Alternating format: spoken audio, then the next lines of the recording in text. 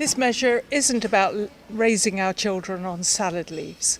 It is, however, about promoting healthy eating in our schools and ensuring that children get a nutritionally balanced diet. We hear so many stories nowadays about rising levels of obesity among young children, and it's important we do something to combat that problem, which will be with them for the rest of their lives. In this case, it means that the Assembly and the schools and local education authorities will be required to set nutritional standards for school meals throughout Wales of an even nature, of a standard nature.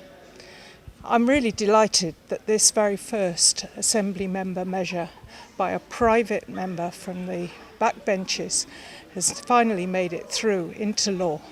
And it proves that the Assembly now has powers to make a real difference to people's lives.